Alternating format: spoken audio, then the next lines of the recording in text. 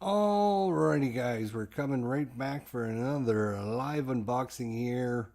Target for tonight by Legion Wargame design by Steve Dixon and Bob Best. Legion Wargames is the producer. We just did a live unboxing of B-29 Super Fortress and Hell Over Korea. And I can already tell the difference between those games and this one. I can feel the weight of this one is actually where I would expect it to be. It's got some meat to it. So far, not too impressed with the B-29. The quality of the components, the price for what you're getting in that one. Hopefully this one is going to be a good value. Let's check out what you get inside Target for tonight, which is, I guess we would call it the sister game to Target for today. This is, of course, Britain's strategic air campaign over Europe in 1942 to 1945.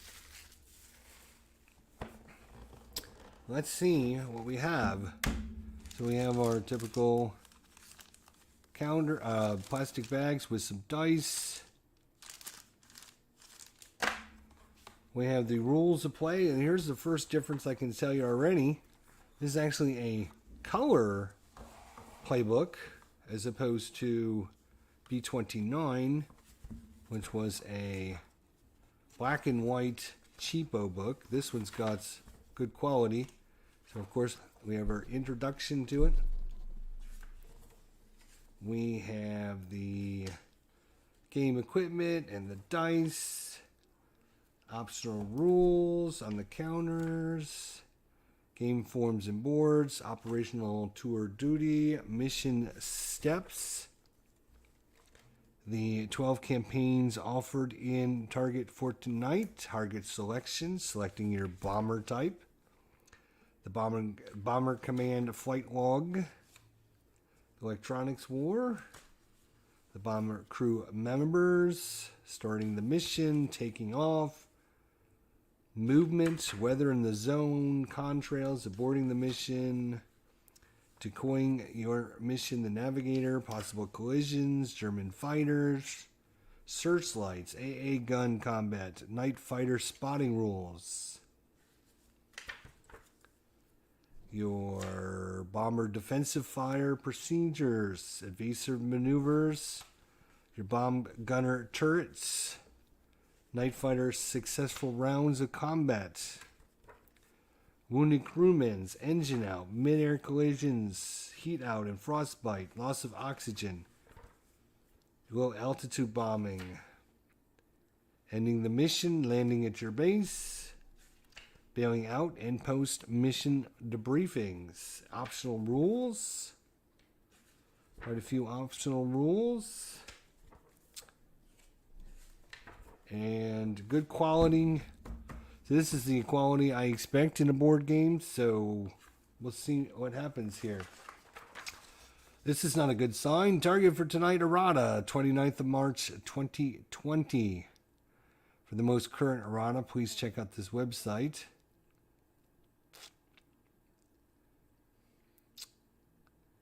So looks like some stuff has been adjusted. We'll have to look at that. Of course, here is your game tables. So that's going to be good. You have your flight log gazetter with the moon phases. Well, that's interesting. All right. Oh, and then look, this is kind of an upgrade to. I like this. So it actually looks like a World War II. They had these little booklets like this. So this is going to be our booklet on the different planes. Each plane has its own little booklet, so not everything is thrown together. So that's nice. This is the Halifax 2 and 5. We have the Lancaster Mark 1, 3, and 10. We have the Sterling 1, 3, and 4. And the Wellington. So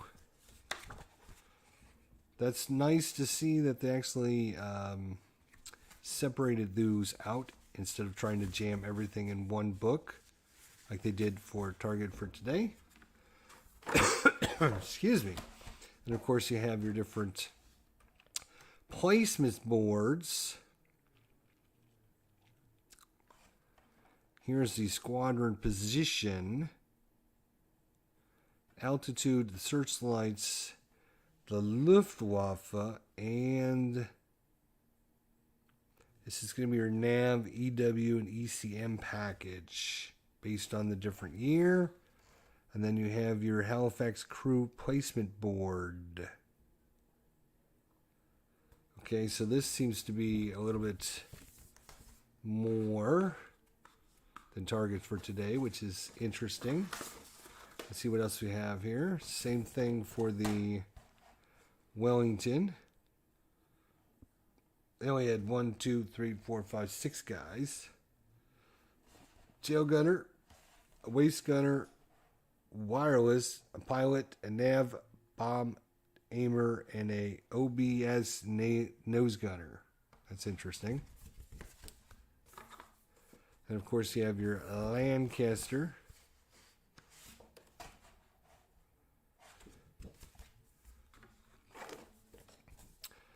You got your Sterling Crew placement board for your Sterling. Different fields of fire. Okay. Then we have our counter sheets. Full moon, half moon, crescent moon, target marked, high, low, on the deck, searchlights. Light wounds, serious wounds, some admin counters. These counters seem a little thinner than the other ones. It could be just because they're punching out a little easier, but they do seem a little thinner than the Target for today. Like I said, it just could be because they're punching out really easily. That's makes it seem that way. I don't know if the counter thickness is the same or not. They seem to punch out. Well, the bigger ones seem to punch out a little easier. These aren't punching out much easier, but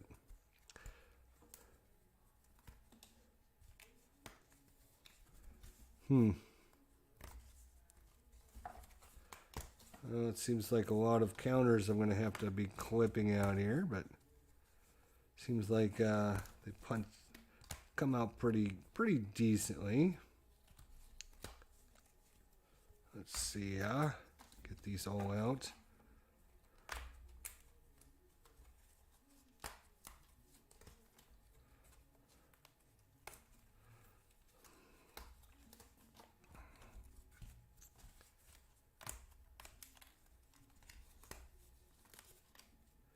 It should be done here any second. Just to give you guys an idea of how long it would take you to punch this stuff out. If you don't counter clip, then you would be ready to go pretty quickly. We have our, what is this here? This is our turn sequence chart.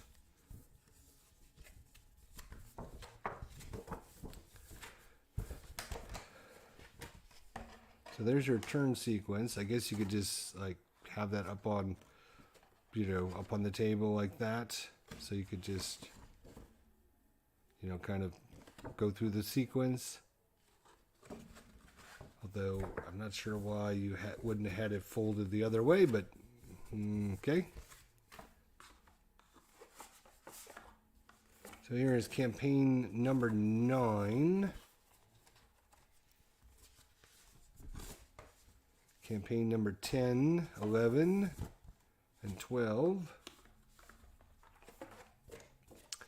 Here's your zone worksheet. Squadron game assignment sheet.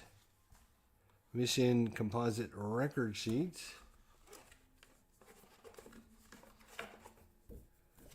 You have your Lancaster mission log sheet with all your data. Sterling mission log sheet, Wellington mission log sheet, Halifax, campaign number 1,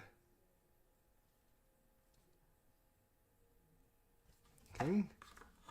Campaign, oh, is it two-sided? It is campaign number 2, campaign 3, and 4, 5, 6, 7, 8. You have your little,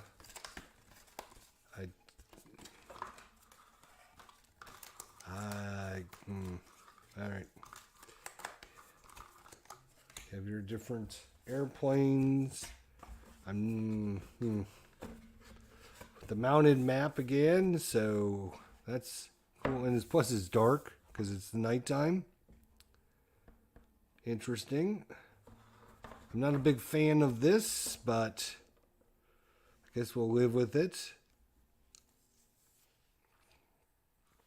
I'm not a big fan of this either. Right? Not a big fan of this. Low, high, level? Really? So you have the low one in the low position, you have the high one in the middle position, and you have the level in the high position. Why? That doesn't make any sense whatsoever. Same thing over here. Level, high, low.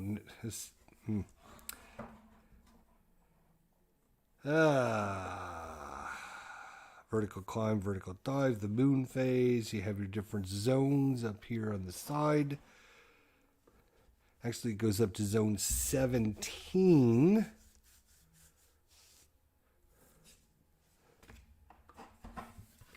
All right. Well, this is interesting that this is campaign 1 through 8. Campaign 1 through 8.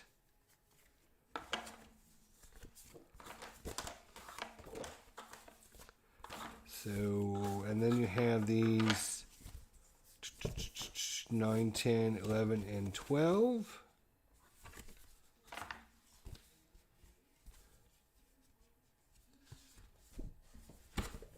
Turn sequence charts. Interesting enough, there's only like, what was there, about 8 counters in this game. Like enemy counters I'm talking about. JU-88. There is TA-154, ME-262, 18-219, and a DO-217. I think these are the only aircraft.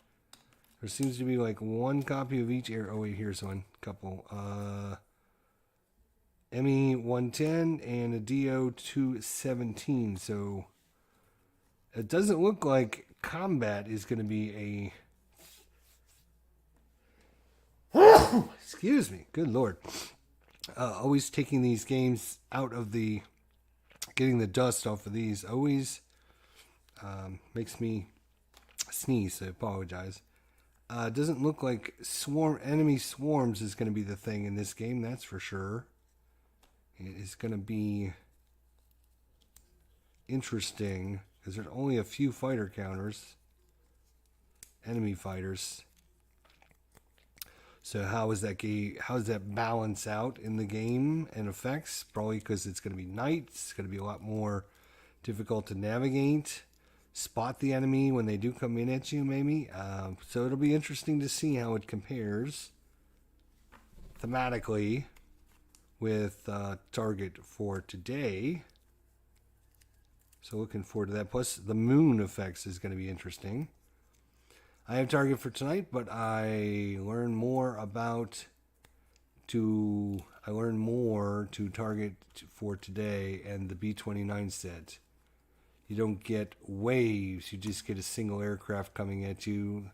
They might not leave you alone is the issue. Yeah, that's what I was just thinking is it might be just an ever-ending one enemy just trying to track you down and find you and shoot you. Which, yeah, it looks like it's definitely going to play differently than Target for today. But I'll tell you, the components in this is back to quality of target for today, which is nice compared to B29. Not a big fan of the B29 components, if you watched our previous episode. Kind of disappointed with that. I don't know if that was an earlier game. Maybe Greg knows if that was B29 an earlier game than this. Have these been upgraded and that game hasn't been upgraded? What's the deal with the Super Fortress there? Because that was kind of disappointing to spend all that money and get the quality from Legion Wargames, and kind of disappointed on that. So we'll have to ask Greg, because he probably knows everything. You thought it was later? See, and that's going to be completely disappointing to find that out. I was going to do some research to find out, but man, that is really disappointing. They took such a big step back in quality. They had the right idea on some of the things, like adding the expert and green and novice and veteran counters right into the planes on the B29. But then they took another step back in hell for Korea. So this is going to be interesting. Just a few fighters. There's a lot of other counters, and these do seem to be a little thinner. I don't know for sure if they are thinner. That could be just like I said, my imagination, but they do seem to be a little bit thinner than the target for today ones. Obviously, you don't get as many of them, which is interesting. So, alrighty, well, that's what you get inside the box. I do like the fact that they decided to go with individual planes for all the damage. You have your own little chart book for each plane, so you don't have to haul out the big rule book every time.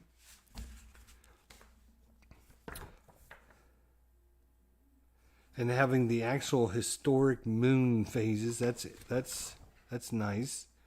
Assuming we know that if they're talking, that they are true or correct. Game tables seem to be pretty. Oh, B29 was first. Oh, okay. Well, that makes some sense. That does make some sense that B29 came out first, because the quality and everything on that game is way down compared to this game. So it's nice to hear at least they stepped up. But with that said, the fact that they took away, they kind of, it's hard to say, but I like the fact that they had each end of, and B29, they had individual counters for all of the different aircraft with green, veteran, and ace on it. And having those, instead of placing another counter out there on top of this one, is so much better. Because these counters can get knocked off, right? Or you're reaching for something, rolling your dice come along and knock everything over, and then you got to try and remember where everything was. And I think, yeah, it's disappointing when they do things like, oh, hey, we can save a few dollars by not printing like this counter in 3 different colors: a green, a normal, and an ace. Oh, we can save $1 by doing that. So that's really kind of disappointing. That is really kind of disappointing, to be honest. But yeah, much better quality in Target for today than B29. So that's a step in the right direction. Legion Wargame, though, come on. You know better than this. You got to be better than this. You got to be better than this. All right. Well, that is it. That's a look at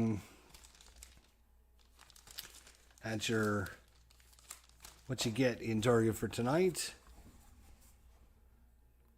Britain's strategic air campaign over Europe, 1942 to 1945. Great system. Really interesting story, chart-driven, rolling a lot of dice, and narrative. You're making a story by the results of your different charts. I really like the game system. Unfortunately, as far as the game publisher goes, I would have to say target for tonight are above average components. Just not quite up to super high standards. Some stuff that they are so lacking and so missing.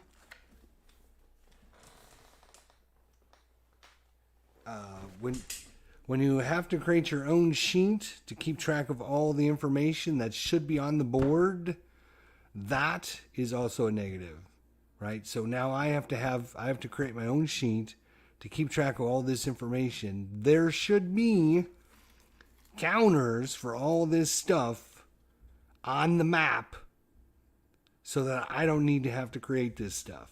So they need to step up, Legion Wargames. If you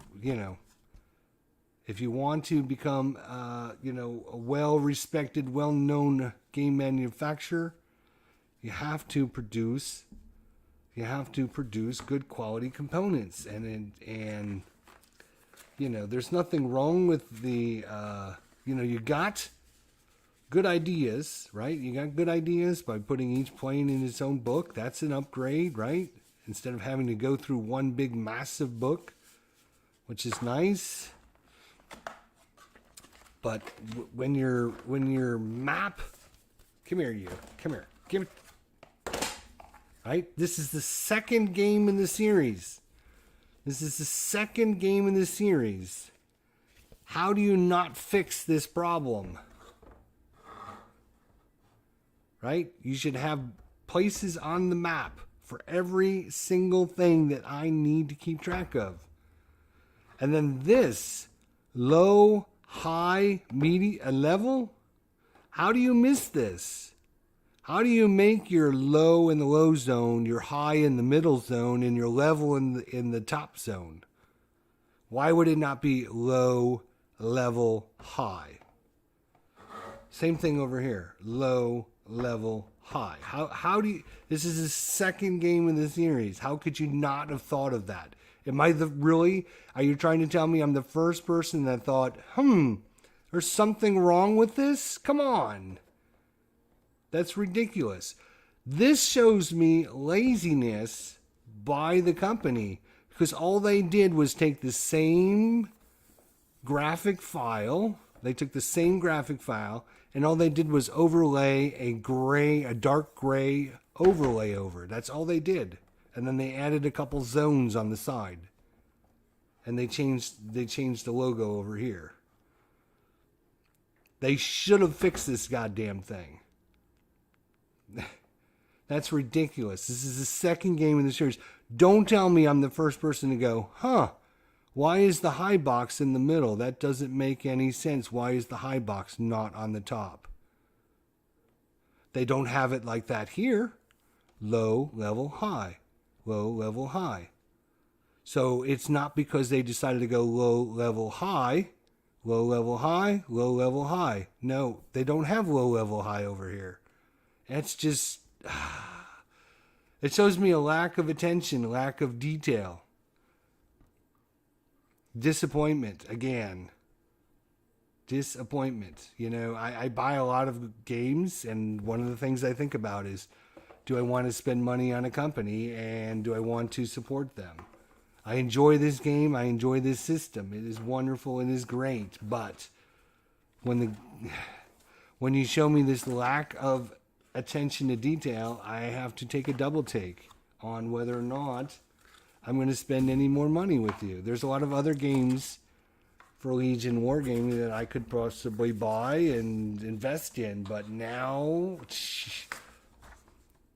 there's a whole page on errata, and that doesn't bother me as much as it might bother some people.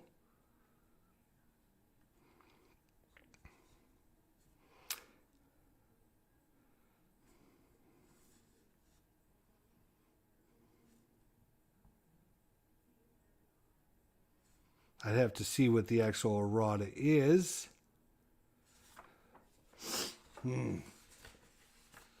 But, I mean, they have potential. That's why I'm disappointed, is Legion Wargames has potential to become another super good, high-quality game manufacturer producing great games that we're going to enjoy for many, many years. They have the potential to do that. But then I see this and I go, maybe they don't have the potential. Maybe they're not going to become somebody willing, a worthy company. There's several wargame companies out there that I will not buy from because of the quality and crap they produce is not up to standards. It's just not done right, and I refuse to buy from them anymore. So, is Legion Wargames going to make the list? I guess we'll have to see, but so far, they're a little iffy. Really iffy. These games are not cheap. This is like an $80 to $85 game. $80 to $85 game, you expect to have super good components, super good quality, super good everything. And for, if I was to compare this to another game from another company that was $65 to $85, you can see that this game is lacking in a lot of areas. Nothing wrong with it. Great game, great system. It's fun, enjoyable. That's not what I'm talking about. I'm talking about the actual game manufacturer needs to step up. This information needs to be on the map. And you have to have the map done correctly. That is what everybody is going to look at every game. And when it's not done correctly, you look terrible. So don't look terrible, is what I'm saying. Put more effort into making sure your game comes out right. That's my take on it so far. We'll play at it and check it out. Don't forget to check out Greg Amos and his channel. He does a lot of Target for Today and Target for Tonight over there and does a great job of it. So be sure to check out his channel. Anyways, I got some counters to clip, looks like. I'll be busy for a while, and then we'll be back for another live unboxing next time. Thanks for watching, guys. Have a good evening, and we'll talk to everybody soon. Until then, take care. Have a good night.